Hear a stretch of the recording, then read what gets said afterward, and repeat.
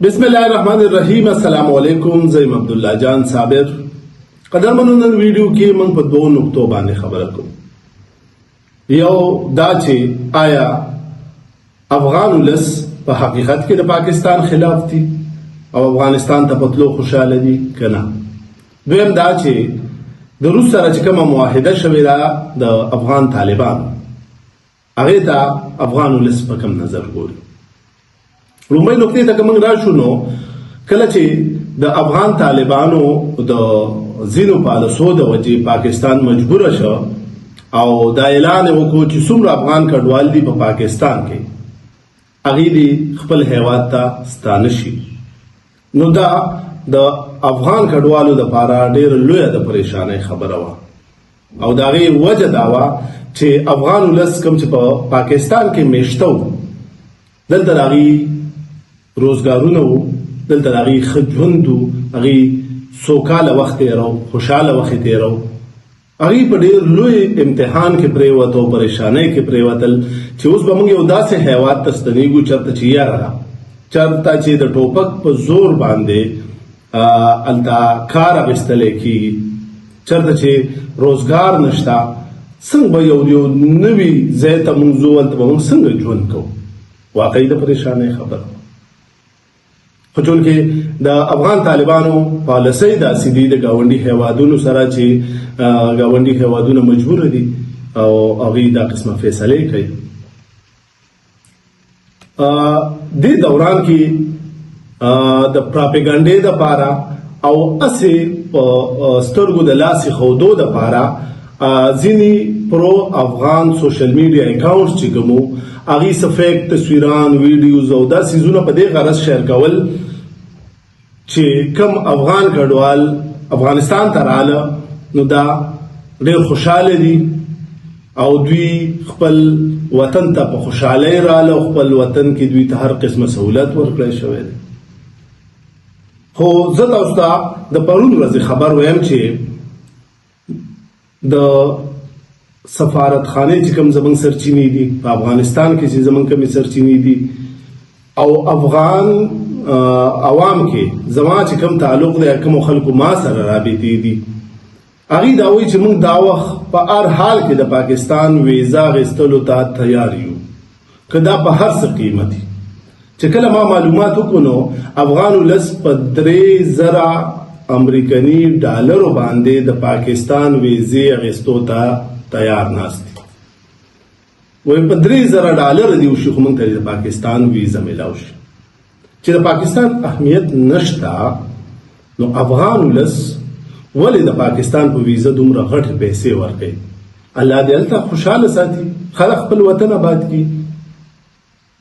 خو حقیقت دا دی چې د افغانستان د ولس دپاره واحد پاکستان دی چې دلته دوی ته د ژوند اسانۍ په اسانه میلاویږي.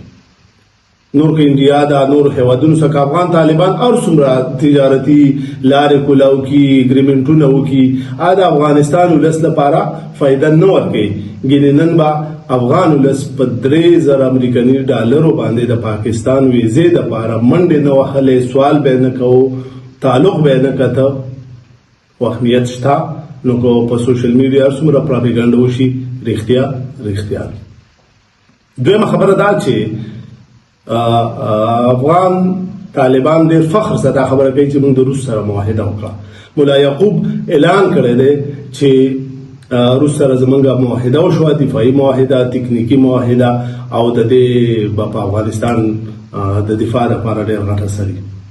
نو ملا یعقوب دې خبر وي چې ته د هغه ملا عمر زوی، کوم ملا عمر چې د روس خلاف جنګېدلی، چا چې خپل ژوند د روس خلاف جنگ ته وقف کړی و، هغه شخصیت چا چې د افغان ولس د وینې تپوس د روس نه کوو. نو موږ دا نه وایو چې معاهده نه ده پکار، کېږي د هر هیواد دی کوشش کوي د خپل امن دپاره خپل کوشش هغوی جاري ساتي.